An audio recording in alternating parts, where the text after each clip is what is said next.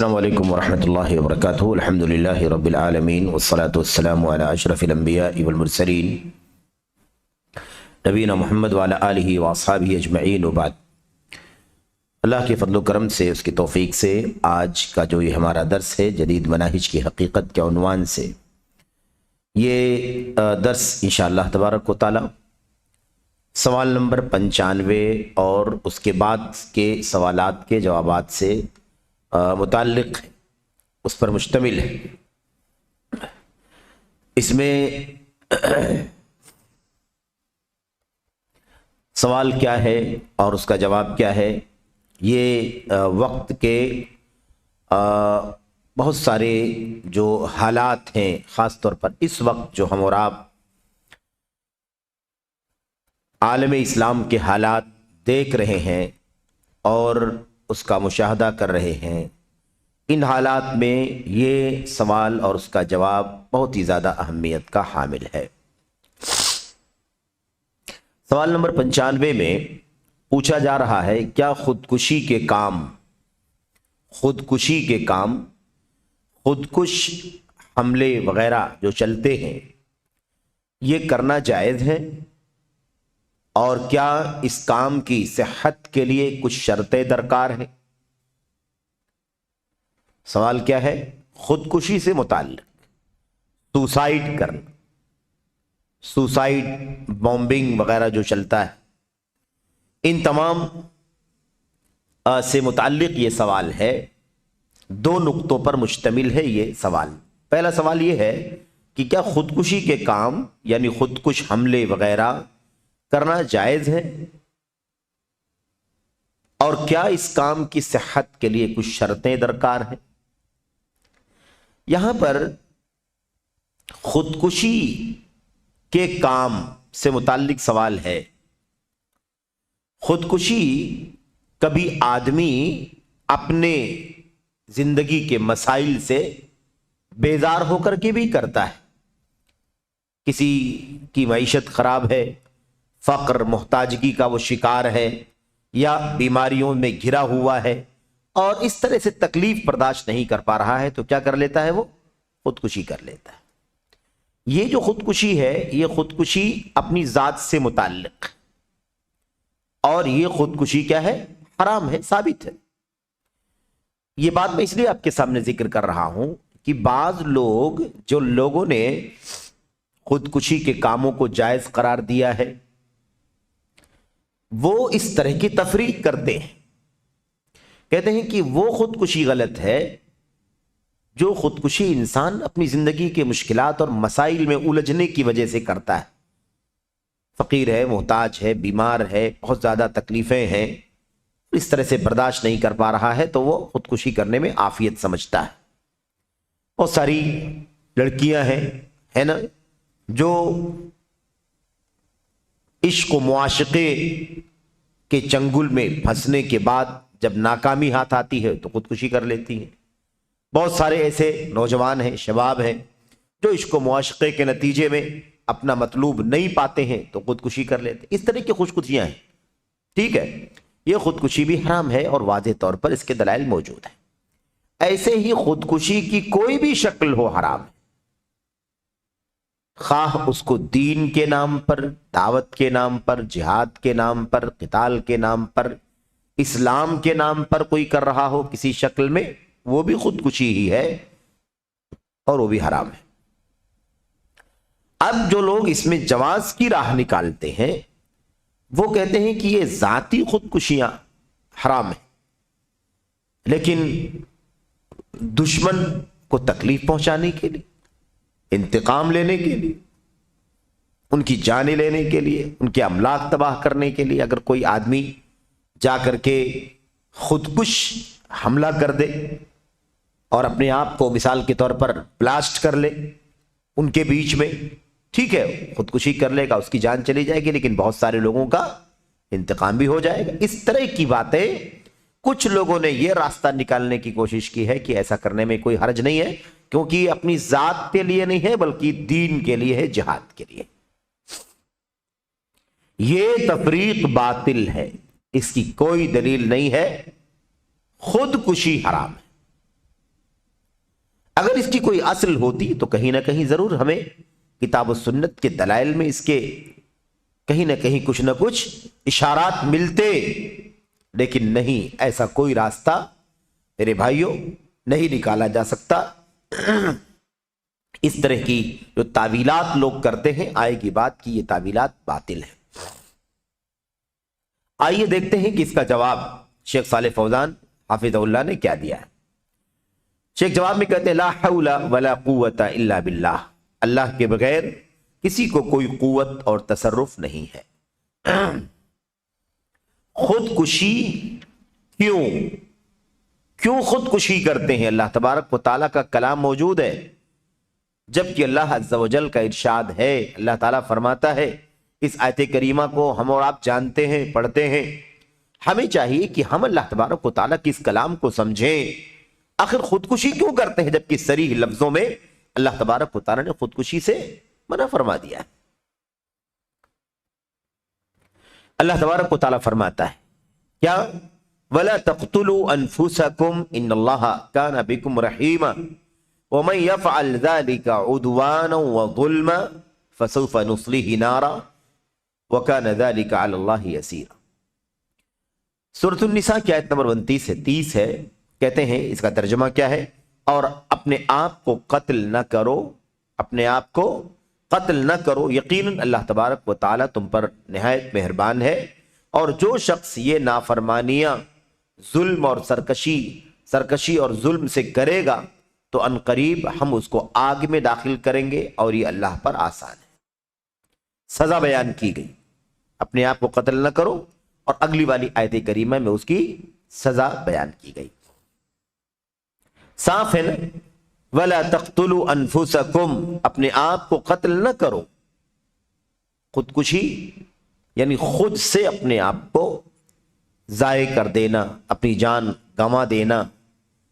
میرے بھائیوں، اہل علم نے اس مسئلے پر بھی گفتگو کی ہے کہ کسی ایسی جگہ پر آدمی کا جانا بھی جائز نہیں ہے جہاں آدمی کو معلوم ہو کہ یہ جگہ جان کے لیے خطرناک ہے، یہ جگہ جان کے لیے خطر۔ مثال کے طور پر کوئی جنگلات کا، جھاڑیوں کا ایریا ہے، اور ہمیں معلوم ہے یا اندازہ ہے کہ یہاں پر درندے ہوں گے، شیر ہے، چیتا ہے، تیندوا ہے وغیرہ،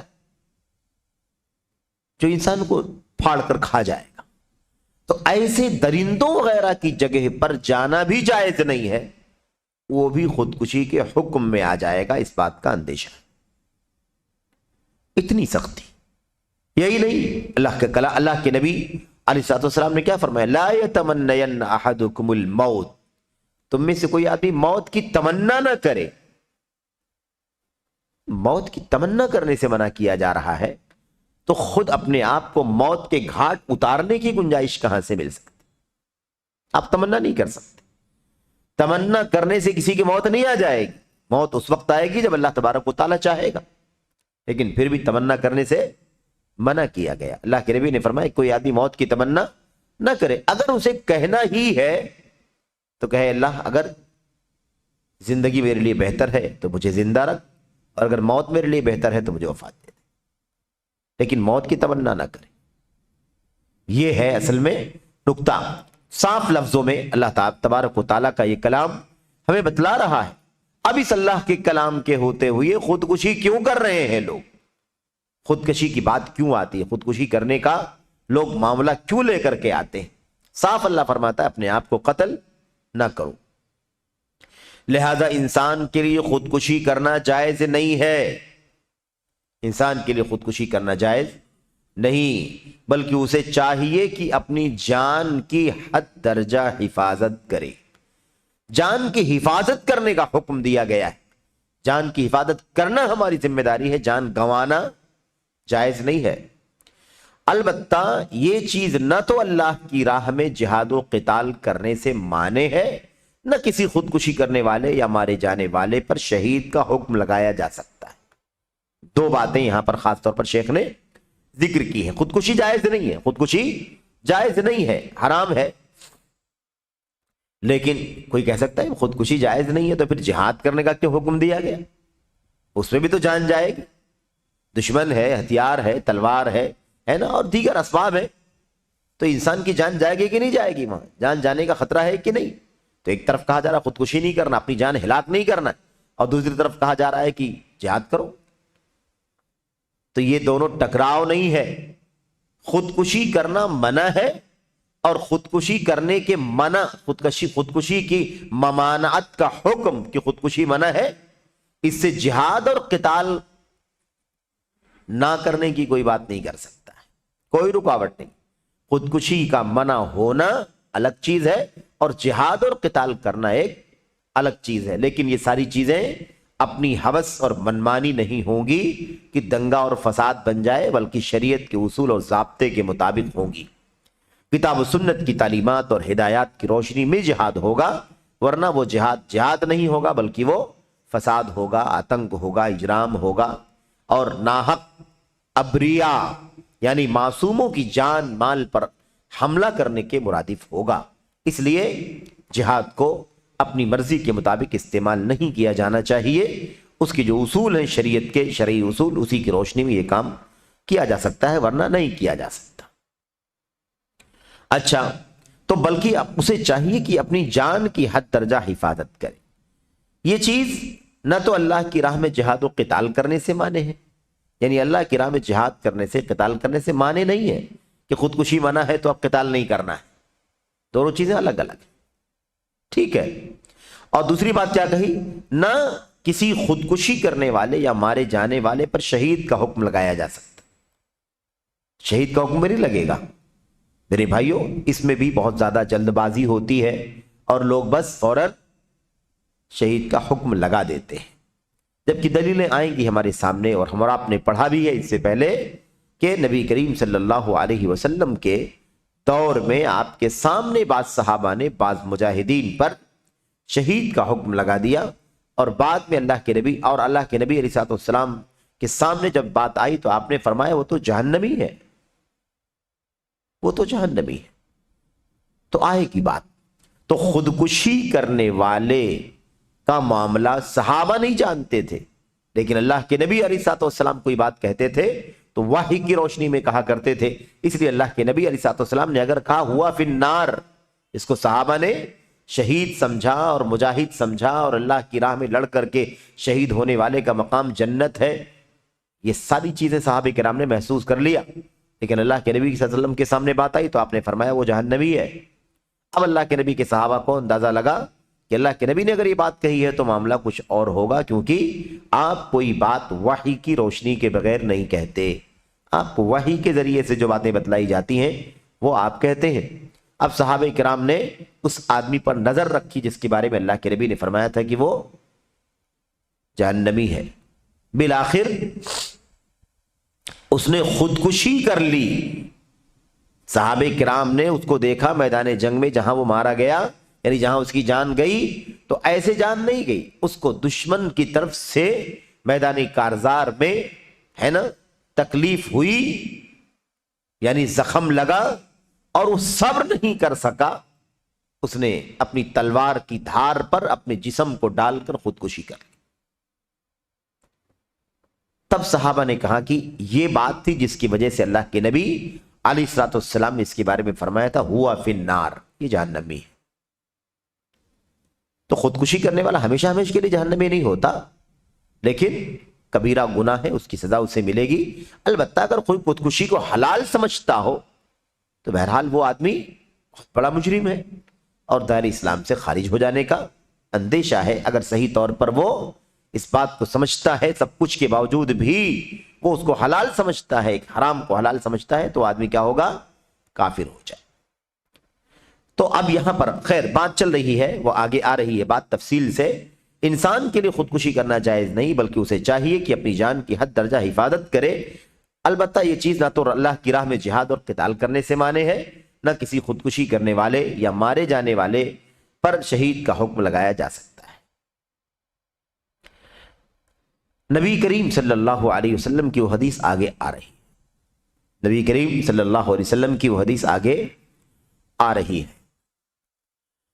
جہاد کے نام پر, خاص طور پر فلسطین کے جہاد کے نام پر, یوسف قرضاوی صاحب نے ایک دم آزاد ہو کر یہ فتویٰ جاری کیا تھا کہ خودکشی یعنی خودکش حملے کرنا جائز، پوری صراحت کے ساتھ کہ لوگ پوچھ رہے ہیں کہ کیا مطلب خودکش حملہ کیا جا سکتا ہے، اپنے آپ کو بلاسٹ کیا جا سکتا ہے دشمنوں کے بیچ میں جا کر کے؟ بعض لوگ اس کو خودکشی سمجھتے ہیں اور اس کو ناجائز سمجھتے ہیں۔ یہ ایسا نہیں ہے، بلکہ اعظم الجہاد فی سبیل اللہ، اللہ تبارک و تعالیٰ کی راہ میں سب سے بڑا جہاد۔ یہ یوسف بن عبداللہ القرضاوی، یہ ان کا فتویٰ ہے، اور یہ فتویٰ سوشل میڈیا پر معروف ہے، ان کی ویب سائٹ ہے، ان کی ویب سائٹ پر موجود ہے، ان کی 1 2 3 4 کتابوں کے اندر یہ مسئلہ موجود ہے۔ کہیں کوئی تعویل کرتے ہیں، کہیں کچھ کرتے ہیں، لیکن خلاصے کلام صاف لفظوں میں کہتے ہیں کہ یہ خودکشی نہیں ہے، اللہ تبارک و تعالیٰ کی راہ میں سب سے بڑا جہاد۔ اس طرح سے یوسف قرضاوی صاحب نے لوگوں کو خودکش حملے کرنے پر آمادہ کیا۔ اتنا بڑا کارنامہ ہے کہ سب سے بڑا جہاد ہے، تو آپ بتائیے کہ پھر کون اس سے پیچھے رہے گا؟ میرے بھائیو، یہ ہے نفس پرستانہ جہاد، نفس پرستانہ فتویٰ، اپنی ہوس اور خواہشات کے مطابق فتویٰ دے۔ کیا دلیل ہے؟ فلسطین کے حالات میں جو کچھ جہاد کا مسئلہ ہے، کیا آج تک پوری اسلامی تاریخ میں اس سے خطرناک اور سنگین حالات نہیں آئے؟ یہ راستہ کیوں نکالا گیا؟ کیا دلیل ہے خودکش حملے کرنے کے جواز کے سلسلے میں؟ تعویلات کرنے سے کیسے مسئلہ حل ہوگا؟ تو یہ بہرحال ضمناً یہ بات آ گئی کہ اللہ تبارک و تعالی کا کلام، اللہ کے نبی علیہ الصلوۃ والسلام کا یہ فرمان، دیکھیے صاف لفظوں میں نبی کریم صلی اللہ علیہ وسلم کے دور میں کسی غزوے میں ایک بہادر اللہ کی راہ میں لڑ رہا تھا، صحابی رسول مجاہد اللہ کی راہ میں لڑ رہے ہیں۔ کچھ لوگوں نے اس کی تعریف اور ستائش کرتے ہوئے کہا، جس بامردی سے آج فلاں نے لڑائی لڑی ہے، اتنی محنت اور مشقت ہم میں سے کسی اور نے نہیں اٹھائی۔ یعنی سب سے بڑی محنت، بڑی بامردی کے ساتھ لڑنے والا اگر کوئی ہے تو یہ آدمی ہے۔ اتنی محنت، اتنی جانفشانی کا ہمارے ساتھ معاملہ نہیں ہوا۔ یہ سن کر رسول اللہ صلی اللہ علیہ وسلم نے فرمایا، ہوا فی النار، وہ تو جہنمی ہے، وہ تو جہنمی ہے جس کے بارے میں تم کہہ رہے ہو کہ بڑی پامردی سے لڑ رہا ہے اور بالکل کشتوں کے پشتے لگا رہا ہے، وہ تو جہنمی ہے۔ یہ بات صحابہ کرام کو بہت گراں گزری، صحابہ کرام کو یہ بات بہت گراں گزری کہ ایک آدمی جو میدان کارزار میں دیوانہ وار لڑ رہا ہے اور ایک ایک کو چن چن کر قتل کر رہا ہے، وہ جہنمی کیسے ہو سکتا ہے؟ مجاہد فی سبیل اللہ اور جہنم میں جائے گا، دونوں کے جو تضاد محسوس کیا صحابہ کرام نے، اس کا نقشہ اس میں کھینچا گیا ہے کہ صحابہ کرام کو بہت گراں گزرا، یعنی بہت بھاری لگا، ایک آدمی اتنی محنت سے لڑ رہا ہے اور وہ جہنم میں ہے، وہ تو بہت بڑی بات ہے، کیسے ہو سکتا ہے کہ وہ آدمی جہنم میں جائے؟ بہرکیف ایک شخص نے اس کا پیچھا کیا، اس پر نگاہ جمائے رہا، اس کا پیچھا کیا اور اس پر نگاہ جمائے رہا۔ بالآخر زخمی ہونے کے بعد جب اس کی جانچ کیا، یعنی اس کو دیکھا، تو دیکھا کہ اس شخص نے تلوار کا دستہ زمین پر اور اس کی نوک اوپر کیا ہے، یعنی جہاں اس کو مردہ پایا گیا، جہاں اس کو مردہ پایا گیا، وہاں جا کر کے جب دیکھا گیا، اللہ کے نبی نے کہہ دیا تھا کہ وہ جہنمی ہے، تو لوگوں نے پیچھا کیا اور دیکھا کہ کہاں کہاں جاتا ہے، کس کس کونے میں ہے، کہاں لڑ رہا ہے، کہاں موجود ہے، کہاں حملہ کر رہا ہے، کہاں اس پر لوگ حملہ کر رہے ہیں۔ یہ پورا فالو اپ کرتے رہے، یہاں تک کہ جہاں وہ زخمی ہوا پڑا ملا کہ وہ اس کو زخم لگ گیا ہے اور وہ وہاں رکا ہوا ہے یا گرا ہوا ہے، वहां जाकर के देखा तो हालत क्या थी, तलवार का दस्ता जमीन पर, यानी जहां से पकड़ा जाता है उसे जमीन पर, और उसकी धार को, उसके नोक को ऊपर। सुम्मा तहामला अलैहि, और फिर उस पर अपने जिस्म का बार यानी जिस्म का वजन उसकी नोक पर डाल करके उसने खुदकुशी कर ली। तलवार की धार है, एक आदमी अपने जिस्म को उसके ऊपर डाल देगा तो जिस्म के वजन की वजह से क्या वो तलवार उसके जिस्म में धंस नहीं जाएगी और उसकी मौत नहीं वाक़ई हो जाएगी?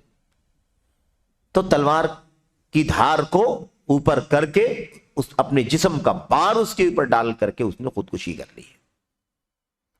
तो सहाबी रसूल ने कहा, रसूलुल्लाह सल्लल्लाहु अलैहि वसल्लम ने सच फरमाया था, क्योंकि आप वही के बगैर कोई बात नहीं कहते हैं, वही के बगैर कोई बात नहीं कहते। यह हदीस सही बुखारी वगैरह के अंदर मौजूद है, जैसा कि इसका हवाला यहाँ पर लिखा हुआ है।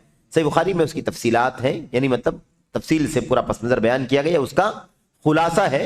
शेख सालेह फौजान हाफिज़हुल्लाह ने उसको अपनी ज़बान में उसका निचोड़ बयान कर दिया है कि वाक़या इस तरह से पेश आया था। अब बात जो समझने की है वो क्या है, ये मैदान जंग का वाक़या है। नबी करीम सल्लल्लाहु अलैहि वसल्लम बनफ्से नफीस उस जंग के अंदर मौजूद है, उस जंग में अल्लाह के नबी मौजूद है और मामला सहाबी का है। मामला किसका है? सहाबी का। मैदान कारजार में लड़ रहा है और अल्लाह के नबी अलैहिस्सलाम ने फरमाया, हुआ फिन्नार, वो जहन्नमी है, यानी जहन्नम में जलेगा, वो जहन्नम में जलेगा। हमेशा हमेश की बात नहीं चल रही है, क्योंकि मुसलमान बहरहाल, मोमिन बहरहाल जहन्नम से निकाला जाएगा अपने गुनाहों की सजा पाकर और उसे जन्नत में दाखिल किया जाएगा। लेकिन इस जुर्म की सजा कि उसे जहन्नम में डाला जाएगा, यह खुदकुशी की बुनियाद पर। क्यों? इसलिए कि उसने खुदकुशी की थी। एक तरफ अल्लाह ताला की राह में जिहाद कर रहा है अल्लाह की कलमे की सरबलंदी के लिए, और दूसरी तरफ उसी जख्म की ताब ना लाकर, बर्दाश्त ना करके खुदकुशी करने का कदम उठा लेता है। एक तरफ जिहाद फी सबीलिल्लाह का मकाम और दूसरी तरफ खुदकुशी करने का जुर्म। अल्लाह के नबी ने फरमाया कि गर्जी वो अल्लाह की राह में जिहाद करने के लिए उतरा था, लेकिन ये खुदकुशी करने वाला जो जुर्म किया है, इसकी बुनियाद पर उसे जहन्नम की सजा भुगतनी होगी। तो मेरे भाइयों, आज जो जिहाद चल रहे हैं वो और नबी करीम सल्लल्लाहु अलैहि वसल्लम के वक्त जो जिहाद हुए, इसका नुमाया फर्क भी हम और आप समझ सकते हैं। वो खालिस एलाए कलिमतुल्लाह के लिए, समझ रहे? तो ये बात समझने की है। अल्लाह के नबी अलैहिस्सलाम की हदीस बहुत ही सरीह है। अच्छा, भला वो शख्स जिहाद करते हुए, जिहाद का काम करते हुए जहन्नम रसीद क्यों हुआ? शेख सालेह फौजान कह रहे हैं कि आदमी आखिर किस बुनियाद पर, क्यों अल्लाह की राह में जिहाद करने वाला आदमी है, आखिरी जहन्नम रसीद क्यों हुआ? इसलिए कि उसने सब्र नहीं किया, खुदकुशी कर बैठा। सब्र नहीं किया, खुदकुशी कर बैठा। एक छोटा सा बारीक नुक्ता हमें यहां भी गौर करने की चीज है। एक चीज है, आदमी मैदान कारजार में उतरा हुआ है और नेज़े और तीर की बौछार हो रही है उसके ऊपर, एकदम यानी घमसान के माहौल में वो ताब नहीं ला पा रहा है, इतने जख्म उसे लग रहे हैं। यानी आदमी बेबस हो गया है और सब्र नहीं कर सका, वहां खुदकुशी का रास्ता अख्तियार कर लिया। बज़ाहिर ये जो सूरत हाल है, ये क्या है? बहुत संगीन है, बहुत नाजुक हालत है ना। आदमी गोया कि एक तरह से मजबूर है, पर जब बर्दाश्त ही नहीं हो रहा है, इसलिए खुदकुशी का रास्ता अख्तियार कर लिया। तो यहां नाजुक है कि नहीं नाजुक है? यहां पर नाजुक है, यानी एक माहौल में आदमी जंग में आ चुका है, चारों तरफ से हथियारों के हमले हो रहे हैं, नेज़े भाले और तीर चल रहे हैं, और अब इंसान बर्दाश्त नहीं कर पा रहा, खुदकुशी कर लिया। यानी नाजुक सूरत हाल में, इमरजेंसी जैसी हालत में खुदकुशी किया। ये सूरत हाल सामने रखें। और आजकल जिस फतवे की बात चल रही है, यूसुफ करजावी और दीगर लोगों ने फतवे दिए हैं, ये कौन से फतवे भाई? ये फतवे तो इख्तियारी फतवे हैं ना, कि आप अलर्ट हो जाओ, है ना, और ब्लास्ट होने वाले मवाद और पदार्थ लेकर के اور اپنے آپ کو تیار کر کے لے کر کے جاؤ اور اس کے بعد وہاں بلاسٹ کر لو. وہ اضطراری شکل بھی ہے اور یہ اختیاری شکل ہے. اگر اضطراری میں جہنم میں آدمی جائے گا تو اختیاری میں کیسے نہیں جائے؟ اختیاری کی گنجائش کیسے ہو سکتی؟ اب آدمی پہلے سے یہ تیار کیا جا رہا ہے کہ کوئی حرج کی بات نہیں، یہ جہاد ہے، بہت بڑا جہاد ہے، اعظم الجہاد فی سبیل اللہ. جرت دیکھو، جسارت دیکھو میرے بھائیو. اللہ تبارک و تعالیٰ کی راہ میں سب سے بڑا جہاد یہ کہ آدمی خود کش حملے کرے. العملیات الانتحاریہ عربی زبان میں کہتے ہیں وہ کام جو اپنے آپ کو قربان کر دینے والے، جان ہلاک کر دینے والے کام ہیں، ایکٹیویٹیز ہیں، سرگرمیاں ہیں. ایسے کام کرنا، اس کو کیا کہا یہ اعظم الجہاد فی سبیل اللہ. افسوس. تو یہ شیخ صالح فوزان حفظہ اللہ صاف صاف کہہ رہے ہیں لہذا انسان کے لیے جائز نہیں کہ خودکشی کرے، نہ کسی ایسی چیز کا اقدام کرے جس میں اسے جان جانے کا اندیشہ ہو.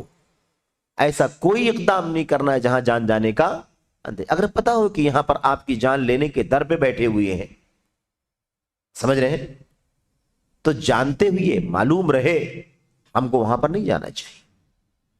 یہ کوئی بہادری نہیں، یہ کوئی شجاعت، یہ کوئی جہاد نہیں. کیوں؟ وَلَا تَقْتُلُوا أَنفُسَكُمْ إِنَّ اللَّهَ كَانَ بِكُمْ رَحِيمًا. اپنی جان کو ہلاک مت کرو، مت قتل کرو، اللہ تعالیٰ تم پر بڑا مہربان. اس لیے ہمیں اقدام نہیں کرنا ہے، کسی ایسی جگہ جانا ہی نہیں ہے جہاں ہماری جان کے خطرے ہوں. فی ارض مسبعہ، درندوں والی جگہ میں بھی نہیں جانا ہے. جنگل ہے، جھاڑی ہے، اندیشہ ہے کہ یہاں پر وائلڈز رہتے ہیں، خطرہ ہے کہ چیٹ پاڑ کے کھا لیں گے، نہیں جانا ہے ہم کو وہاں. اس طرح جان کی حفاظت کا حکم دیا گیا ہے. اب یہ تفریق کرنا کہ یہ خودکشی اپنی ذات کے لیے ہے، وہ خودکش حملے دین کے لیے، یہ تفریق بے دلیل ہے. دین کے نام پر خودکش حملے کرنے کی دلیل کہاں ہے؟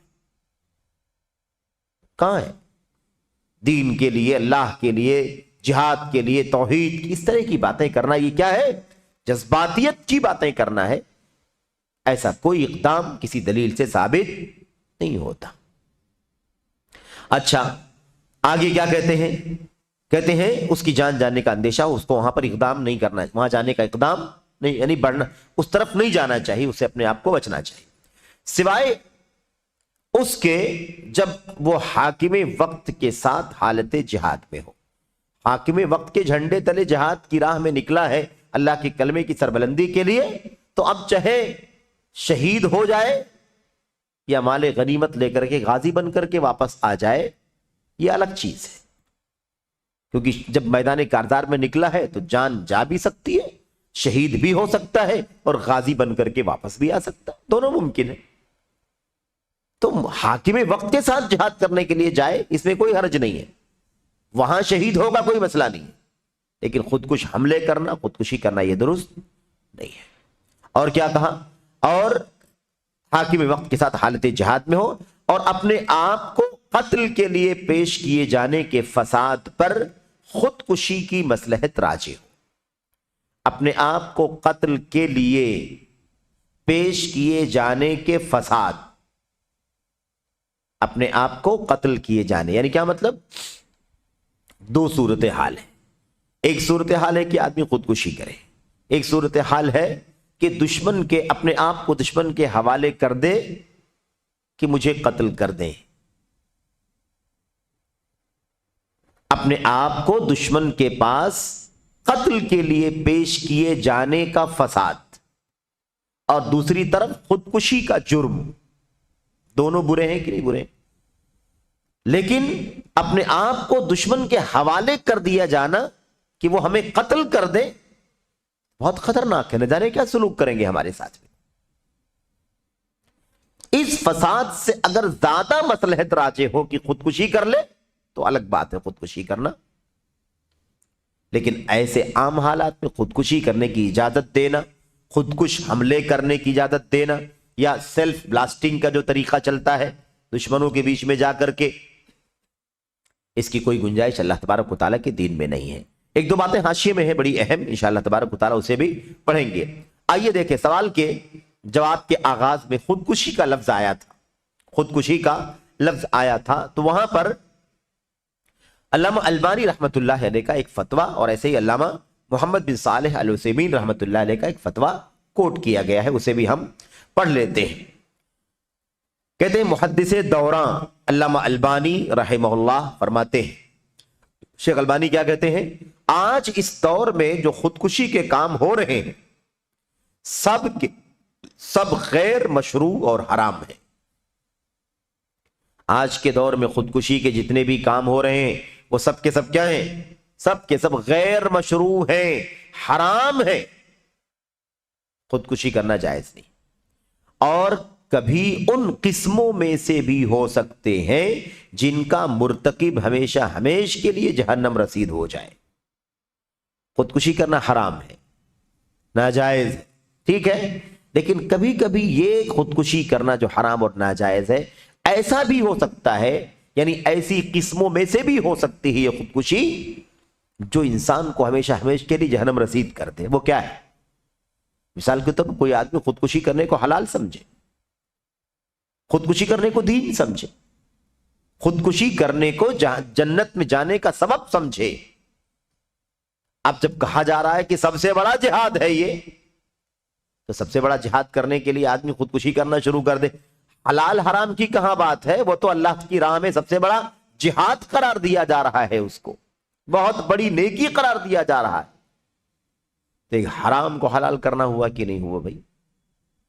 ایک حرام کو حلال ٹھہرانا ہوا، اور حلال اور حرام ٹھہرانے کا اختیار اللہ تبارک و تعالیٰ کو ہے۔ التحلیل والتحریم بید اللہ، تحلیل تحریم اللہ تبارک و تعالیٰ کے ہاتھ میں، یہ تصرف اللہ تعالیٰ کے سوا کوئی اور نہیں کر سکتا سوائے اس کے جسے اللہ تبارک و تعالیٰ اجازت دے۔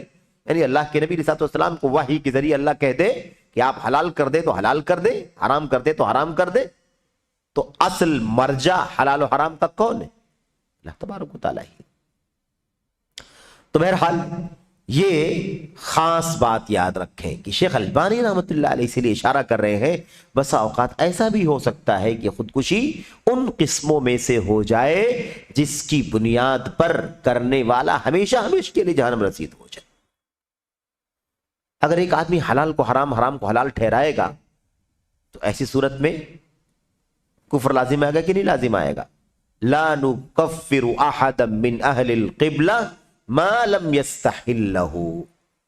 امام طحاوی رحمت اللہ علیہ نے عقیدہ طحاویہ میں کیا کہا تھا؟ ہم کسی قبلے والے کو کافر نہیں قرار دیتے، اہل قبلہ میں سے کسی کو کافر نہیں کہتے، نہیں کلمہ گو، نماز روزہ کرنے والے، کعبہ کی طرف نماز پڑھنے والے، ایسے کسی مسلمان کو ہم کافر نہیں کہتے، گرچہ اس سے کوئی گناہ کبیرہ ہو جائے تبھی ہم کافر نہیں کہتے، جب تک کہ وہ اس کو حلال نہ سمجھے۔ حلال سمجھنے کا مطلب یہ ہوتا ہے کہ اب وہ معاملہ عمل کا نہیں رہ گیا، عقیدے کا بن گیا۔ حلال و حرام کرنے کا اختیار اللہ تبارک و تعالیٰ ہی کو اور کسی کو نہیں ہے۔ تو بہرحال یہ بات شیخ نے یہاں پر کہی ہے۔ رہا یہ کہ خودکشی کی حرکتیں نیک کام ہو، بہت بڑی بات ہے بھائی، خودکشی کے حرام ہونے کی بات سب دلائل بتا رہے ہیں ہمیں۔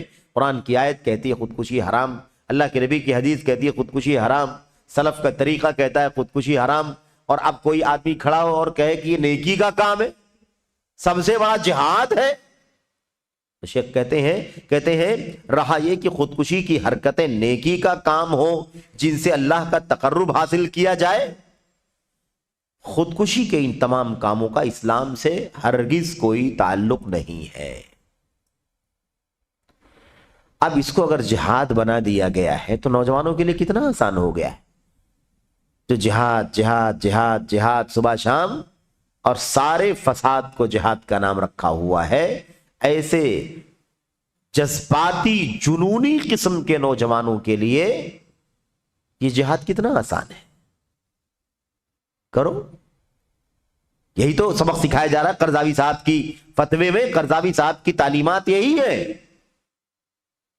کہ یہ خودکشی جس کو کہہ کر کے حرام کیا جا رہا ہے یہ اعظم الجہاد فی سبیل اللہ، یہ اللہ کی راہ میں سب سے بڑا جہاد ہے۔ استغفر اللہ۔ یہ راستہ دکھایا ہے خود کش حملوں کا، ہے نا، ڈاکٹر یوسف قرضاوی صاحب نے۔ یہ ہو گیا فتویٰ شیخ صالح بن فوزان، شیخ علامہ البانی رحمۃ اللہ علیہ کا۔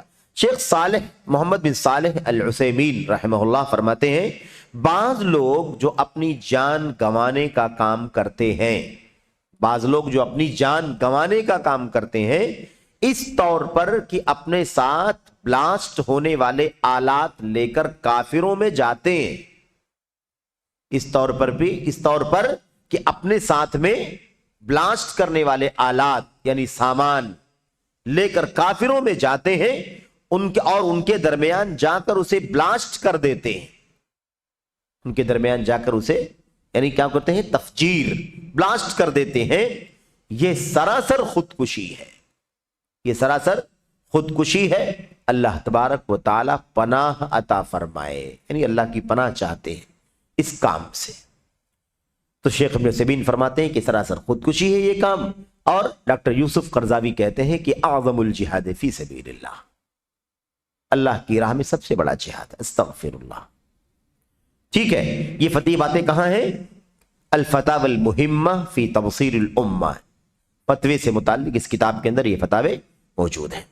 اس کے بعد ایک بات اور بھی اخیر میں آپ کے سامنے پیش کرنی ہے، وہ ہے ایک حدیث نبی کریم صلی اللہ علیہ وسلم کی، نہیں یہاں پر نہیں، وہ بات تو آگے آ رہی ہے اگلے سوال میں، وہاں پر وہ حدیث آئے گی۔ یعنی اس حدیث کی ذکر کرنے کا مقصد یہ ہے کہ اس حدیث سے اس قسم کے نظریات رکھنے والوں نے استدلال کیا ہے، تو اس حدیث کی کیا حقیقت ہے، اس کا معنی صحیح کیا ہے، اور اس کا کیا معنی لیا جا رہا ہے، یہ ساری باتیں انشاءاللہ تبارک و تعالی آئیں گی۔ اچھا، اس کے بعد اس سوال کے جواب کے اخیر میں جو جس حدیث کا ذکر کیا گیا ہے، یعنی خودکشی والا واقعہ جو بیان کیا گیا ہے، اس خودکشی والے واقعے کے بارے میں کہتے ہیں یہ حدیث بخاری میں ہے، حدیث نمبر 2742 اور 3966، یہ 2 نمبر حدیث صحیح بخاری کے دیے گئے ہیں، ان دونوں جگہوں پر یہ روایت موجود ہے، اسی کا خلاصہ شیخ صالح بن فوزان حافظہ اللہ نے یہاں پر پیش کیا ہے۔ تو یہ اس سلسلے کا ایک سوال تو ہو گیا، اس سلسلے کا ایک دوسرا سوال بھی ہمارے سامنے ہے، بالکل اسی مسئلے سے متعلق۔ سوال نمبر 96 کیا پوچھا جا رہا ہے؟ دیکھیں، کیا کافر ممالک کی سرکاری فیکٹریوں میں خفیہ قتل اور بم بلاسٹ وغیرہ کرنا ناگزیر یعنی ضروری اور جہاد کا کام ہے؟ ایک دم صراحت کے ساتھ آج کل کے دور میں یہ مسائل کتنے زیادہ پھیلے ہوئے ہیں، اتنا عام ہے یہ مسئلہ، اور خاص طور پر تھوڑے سے حالات کشیدہ ہو جائیں تو یہ سارے راستے اختیار کر لیے جاتے ہیں، جہاد کے نام پر۔ سوال شیخ سے پوچھا جا رہا ہے، کیا کافر ممالک کی سرکاری فیکٹریوں میں خفیہ قتل، یعنی کیا مطلب؟ کسی کے گھات میں لگے رہنا اور موقع دیکھ کر کے اسے قتل کر دینا، اور بم بلاسٹ وغیرہ کرنا ناگزیر اور جہاد کا کام ہے، یعنی ضروری کام ہے اور جہاد کا کام ہے۔ کتنا اہم سوال ہے میرے بھائیوں، کس چیز کو جہاد بنا لیا گیا؟ منمانی ہر چیز کو اپنی ہوس اور خواہشات کے مطابق ڈھالنا اور اسے نیکی کا کام، جہاد کا کام بنا لینا، نوجوانوں کو اسی قسم کی چیزوں میں الجھا کر کے رکھ دیا گیا ہے۔ یہ ہے اس کا سوال۔ جواب میں شیخ صالح فوزان کہتے ہیں، خفیہ قتل، غارت گری، خفیہ قتل یعنی پوشیدہ، چوری چھپے، اچانک موقع دیکھ کر کے، ہے نا، کسی کے تاک میں رہ کر کے اس کو قتل کر دینے کی کوشش کرنا، یہ غارت گری یعنی جان لینا۔ غارت گری کا مطلب جان لینا، غارت گری ہے اور تخریب کاری کا عمل ہے، یعنی فساد پھیلانے کا کام ہے، ٹھیک ہے نا؟ خفیہ قتل اور غارت گری، خفیہ قتل اور غارت گری تخریب کاری ناجائز عمل ہے، یہ عمل جائز نہیں ہے۔ آدمی سمجھتا ہے کہ میں نے میدان سر کر لیا، میں نے میدان सर कर लिया, बहुत बड़ा कारनामा अंजाम दे दिया मैंने, रास्ते से रोड़ा हटा दिया मैंने, लेकिन वो ये नहीं समझता है कि इस इकदाम का अंजाम क्या होगा। एक जान के बदले में कितनी जानें ज़ाये होंगी। तो ये जिहाद नहीं है। ऐसे कोई यहां करेगा तो कोई वहां करेगा, तो कोई एक करेगा, कोई उसके बदले में 10 जान ले लेगा, कोई 10 के बदले में 100 जान ले लेगा। ये तो औस खजरज की तारीखी जंग छिड़ जाएगी, अमन अमान गारत हो जाएगा। इस्लाम का जिहाद ये अमन अमान कायम करने के लिए है, अमन अमान गारत करने के लिए नहीं है। ये फसाद के लिए नहीं है, फितने के लिए नहीं है, बल्कि फितना और फसाद खत्म करने के लिए है। इसलिए इस्लामी जिहाद की जो नौयत है और उसका जो मिजाज है और उसकी जो तालीमात है, हिदायत है, वो अलग है।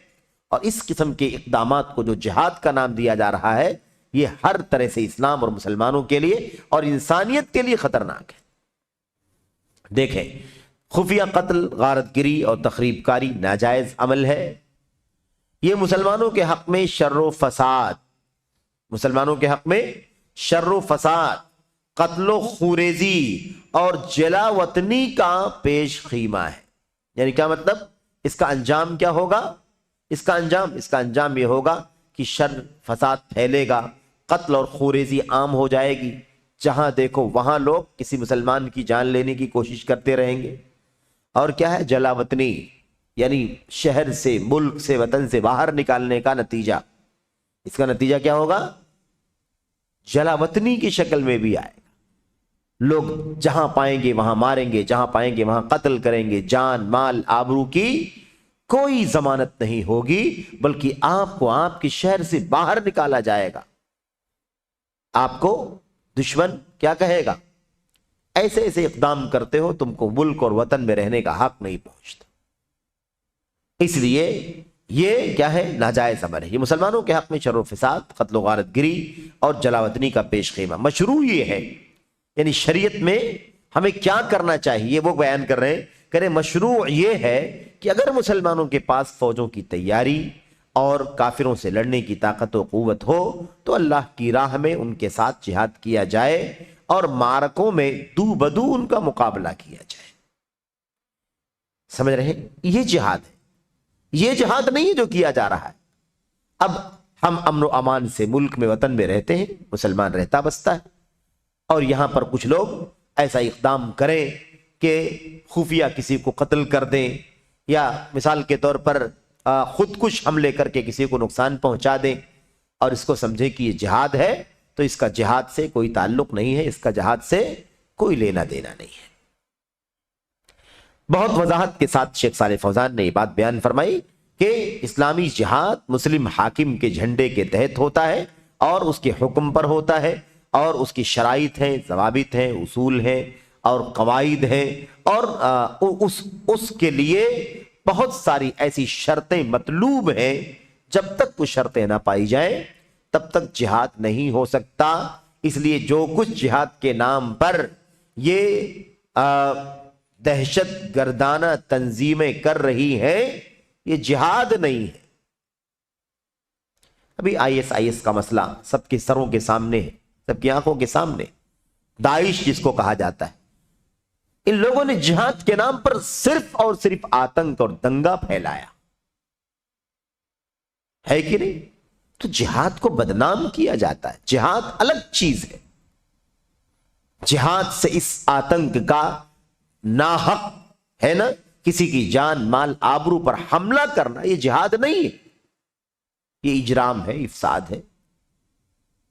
अल्लाह तबारक व तआला ने फसाद फैलाने वालों को अल्लाह ताला पसंद नहीं करता, बल्कि मजम्मत है, वईदे जो लोग रुए जमीन में फसाद फैलाते हैं। इसलिए ये बात अच्छी तरह से हमें जान लेनी चाहिए। अच्छा, क्या कहते हैं नबी करीम जैसा कि नबी करीम सल्लल्लाहु अलैहि वसल्लम ने किया था, जैसा कि नबी करीम सल्लल्लाहु अलैहि वसल्लम ने किया था, उस तरह से करना है। न ये कि है ना खुदकुश हमले किए जाएं, खुफिया कत्ल कर दिया जाए, या मिसाल के तौर पर बम ब्लास्ट वगैरह किया जाए। इसका दीन से, इस्लाम से कोई ताल्लुक नहीं है। जो लोग ऐसा कर रहे हैं या जिन लोगों ने ऐसा किया है, इस्लाम के नाम पर, जिहाद के नाम पर, وہ اسلام کے میرے بھائیوں نام پر دھبا ہیں، جہاد کے نام پر وہ اسلامی جہاد کو جو مقدس جہاد ہے اسے بدنام کر رہے ہیں۔ اسلامی جہاد دنگے کا، خوریزی کا، فساد کا نام نہیں ہے، شرائط ضوابط کے ساتھ اسلامی حاکم کے جھنڈے تلے ہے نا، تمام شرطوں کی تکمیل کے ساتھ وہ ہوتا ہے، نہ یہ کہ اس طرح سے جو جہاں پائے اپنی مرضی کے مطابق آتنک مچاتا رہے۔ یہ ہے۔ اچھا، کہتے ہیں رہی تخریب کاری۔ تخریب کاری کا مطلب کیا ہوتا ہے؟ تخریب کا مطلب خراب کرنا۔ تخریب کا مطلب خراب کرنا۔ تو ایک تعمیر کاری ہوتی ہے اور ایک تخریب کاری، ایک آباد کرنا، بسانا، بنانا، اور ایک ہے اس کو تباہ کرنا، اس کو ضائع کرنا، اس کو کھنڈر بنا دینا، اس کو کہتے ہیں تخریب۔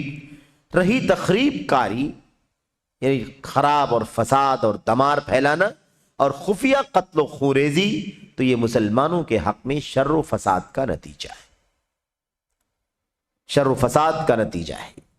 اس کا انجام کیا ہوگا؟ شر و فساد پھیلے گا۔ اس کا کوئی انجام مثبت ہو، صحیح ہو، درست ہو، ایسا نہیں ہوگا۔ اچھا، اس پر اس کے بعد کیا کہتے ہیں آگے؟ رسول اللہ صلی اللہ علیہ وسلم۔ اچھا، اب یہ دیکھیے سیرت کے شواہد، سیرت کے حوالے دے کر کے شیخ صالح فوزان حافظہ اللہ اس مسئلے کو سمجھا رہے ہیں۔ کہہ رہے رسول اللہ صلی اللہ علیہ وسلم جب ہجرت سے پہلے مکے میں تھے، جب ہجرت سے پہلے مکے میں تھے تو آپ کو ہاتھ روکے رکھنے کا حکم تھا۔ آپ کو طاقت نہیں ہے تو آپ کو کیا کرنا ہے؟ آپ کو ہاتھ روکنا ہے، نہ یہ کہ گھس گھس کے خفیہ قتل کرنا ہے۔ شیخ صالح فوزان سمجھانا کیا چاہ رہے ہیں؟ سمجھا رہے ہیں کہ سیرت کا مطالعہ کر کے دیکھو، مکی دور میں جب نبی کریم صلی اللہ علیہ وسلم ہجرت سے پہلے مکہ میں تھے تو آپ کو ہاتھ روکنے کا حکم دیا گیا تھا کہ بھائی آپ ہاتھ نہیں اٹھاؤ گے، کیونکہ ابھی طاقت نہیں، اسباب نہیں، وسائل نہیں، اس لیے اب ہاتھ روک کر کے رکھو۔ یہ نہیں کہا کہ تم سامنے مقابلے میں میدان کارزار میں نہیں آ سکتے ہو تو ان کے بیچ میں چوری چھپے گھس کر خفیہ قتل کرو، یہ جہاد کا راستہ اختیار کرو۔ اللہ کے نبی نے یہ راستہ بتلایا؟ اللہ تعالیٰ نے یہ راستہ بتلایا؟ نہیں بتلایا۔ اس لیے اگر وہ حالات ہوں جو جہاد کے لیے مطلوب ہیں تب تو ٹھیک ہے، ورنہ اور کوئی راستہ اختیار کرنا درست نہیں۔ ہاتھ روکنے کا حکم ہے صاف۔ اللہ نے فرمایا الم تر الی الذین قیل لهم کفوا ایدیکم واقیموا الصلاۃ وآتوا الزکاۃ، کیا تم نے انہیں نہیں دیکھا جنہیں حکم دیا گیا تھا کہ اپنے ہاتھوں کو روکے رکھو اور نماز پڑھتے رہو اور زکوٰۃ ادا کرتے رہو؟ جو ہو سکتا ہے وہ کرتے رہو، جو نہیں ہو سکتا ہے اب اس سے اپنے ہاتھ کو روکے رکھو۔ تو طاقت نہ ہو، حالات نہ ہو، آدمی کے پاس استطاعت نہ ہو، حیثیت نہ ہو، تو ایسی صورت میں خفیہ قتل کرنے، بلاسٹ کرنے وغیرہ کی اجازت نہیں ہے، بلکہ حکم رب کا کیا ہے؟ کفو ایدیکم، اپنے ہاتھ کو روک رکھو۔ اپنے ہاتھوں کو روکنے کا حکم دیا گیا۔ اب جب اس طرح کی آیتیں پڑھی جائیں تو لوگ کہتے ہیں بزدلی کی دعوت دیتے ہیں۔ علماء بزدل ہیں، بزدل بناتے ہیں۔ قرآن کریم اگر اس بات کا حکم دیتا ہے کفو ایدیکم، اپنے ہاتھوں کو روکے رکھو، تو کیا اللہ تبارک و تعالیٰ بزدلی کا حکم دے رہا ہے؟ اور اگر یہ بزدلی ہے آپ کی سمجھ کے مطابق تو اللہ کا کلام یہ کہتا ہے آپ بزدلی کہتے ہو تو بزدل بن کر کے رہو، لیکن اللہ کے اس کلام پر عمل کرو۔ وَأَقِيمُوا الصَّلَاةَ وَآتُوا الزَّكَاةَ، اور نماز قائم کرو اور زکوٰۃ۔ یہ کام تو ہو سکتا ہے کہ نہیں ہو سکتا ہے؟ یہ بڑے بڑے جہاد کے نام پر، دفاع کے نام پر جو لوگ آگے آتے ہیں، بسا اوقات سننے میں اس قسم کی باتیں آتی ہیں، ان کی یہ زندگی ان کی زندگی میں اگلی باتوں کو پرکھ کر کے دیکھو۔ وہ نمازوں کی پابندی کتنے کرتے ہیں، وہ زکوٰۃ کتنی دیتے ہیں، ان کے یہاں یہ قدم اتنا زیادہ بڑا بن جاتا ہے کہ اس کے مقابلے میں نماز کی کوئی قیمت نہیں، زکوٰۃ دینے کی کوئی قیمت نہیں۔ اللہ کے فرائض اور واجبات کے حق میں ہماری اور آپ کی جو ذمہ داری بنتی ہے، ہر آدمی کی ذمہ داری جو بنتی ہے میرے بھائیوں اسے وہ ادا کرنا ہے کہ نہیں کرنا ہے؟ کیا فرائض کا مقام جہاد کے مقابلے میں کم ہے؟ یہ اسلام کے ستون ہیں، یہ اسلام کے ستون ہیں، اور اس پر اسلام کی عمارت قائم ہے۔ تم نماز نہیں پڑھتے، زکوٰۃ نہیں دیتے، حج و عمرے نہیں کرتے، تمہاری توحید کا، تمہارے عقیدے کا کوئی مسئلہ عقیدے کا اور اس کی صحت اور سلامتی کی کوئی ضمانت نہیں ہے۔ جہاد کے نام پر تم خفیہ قتل کرنا چاہتے ہو، جہاد کے نام پر تم بلاسٹ کرنا چاہتے ہو، خودکش حملے کرنا چاہتے ہو، اور اس کو دین کا سب سے بڑا کام سمجھتے ہو۔ اللہ تبارک و تعالیٰ فرماتا ہے کفوا ایدیکم، اپنے ہاتھوں کو روکے رکھو، یہ حکم تھا، اس لیے استطاعت نہیں ہے تو خفیہ قتل اور بومبنگ اور کیا نام ہے خودکش حملے، اس طرح کا قدم اٹھانے کی اجازت اسلام ہمیں نہیں دیتا، بلکہ اپنے ہاتھ کو روکے رکھو۔ آپ صلی اللہ علیہ وسلم کو کافروں سے لڑنے سے باز رہنے کا حکم دیا گیا تھا، کیونکہ مسلمانوں کے پاس کافروں سے لڑنے کی طاقت نہ تھی، کافروں سے لڑنے کی طاقت نہ تھی۔ اگر وہ ایک کافر کو مار دیتے تو وہ ان کا صفایا کر دیتے اور ان کا نام و نشان مٹا دیتے، کہ وہ کیونکہ وہ مسلمانوں سے کہیں طاقتور تھے اور مسلمان ان کی قوت و شوکت تلے دبے ہوئے تھے۔ ایسی حالت ہو اور آدمی خفیہ قتل کرنے کا قدم اٹھائے، ایک آدمی کی جان اگر لینے میں کامیاب ہو جائے تو کیا وہ میدانی کارزار سر کر لینا ہے؟ اس ایک کے نتیجے میں انجام بعد میں کیا ہوگا، یہ کوئی سمجھداری نہیں۔ اگر ایسا ہی ہوتا تو روز اول سے جہاد کا حکم دیا گیا ہوتا، لیکن جہاد کا حکم نہیں دیا گیا۔ جب اس کا وقت آیا تب اللہ تبارک و تعالی نے اس کی اجازت دی اور اس کا حکم دیا۔ اس لیے اس طرح کی باتیں کرنا سراسر نادانی کی باتیں ہیں کہ آدمی اپنی طرف سے جو منمانی فیصلہ کرنا چاہے فیصلہ کر لے۔ آگے کہتے ہیں جیسا کہ اس وقت آپ دیکھتے اور سنتے رہتے ہیں، خفیہ قتل و خوریزی اور بم بلاسٹ وغیرہ نہ کار دعوت سے تعلق ہے، نہ اللہ کی راہ میں جہاد سے کوئی سروکار۔ کچھ لوگوں نے دعوت کا کام یہی سمجھ رکھا ہے، یہی سب کرو سب سے بڑی دعوت، یہ سب کرو یہ اللہ تعالیٰ کی راہ میں جہاد ہے، تو نہ اس کا تعلق کار دعوت سے ہے، دعوت کے کام سے اس کا کوئی تعلق نہیں ہے، اور اللہ تعالیٰ کی راہ میں جہاد کرنے سے بھی اس کا کوئی تعلق نہیں ہے۔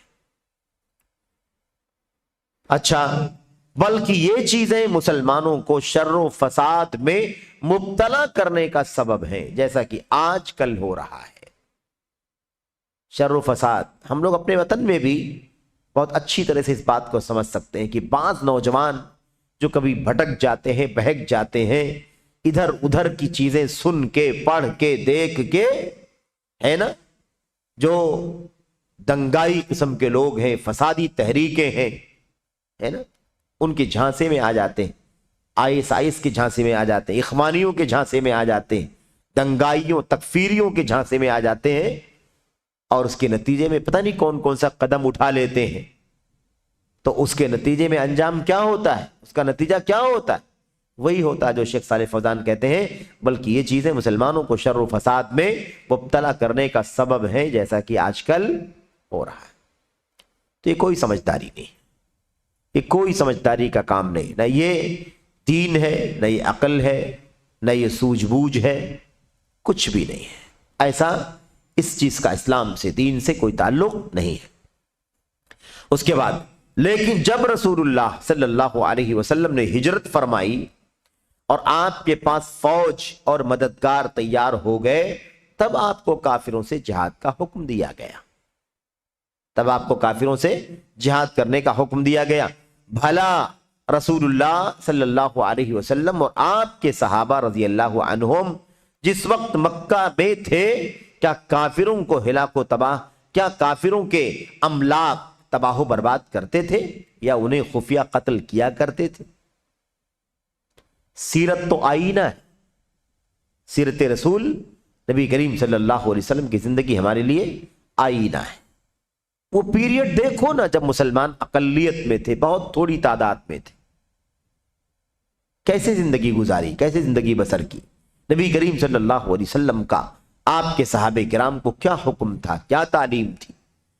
تو کیا رسول اللہ صلی اللہ علیہ وسلم اور آپ کے صحابہ رضی اللہ عنہم جس وقت مکہ میں تھے، کیا کافروں کے املاک یعنی ان کی پراپرٹیاں، ان کی جائیدادیں، ان کی فیکٹریاں، ان کی کمپنیاں، ان کے گھر، ان کے دکان مکان، ان کی کھیتیاں، کیا ان کو تباہ کرتے تھے؟ کیا انہیں خفیہ قتل کرتے تھے؟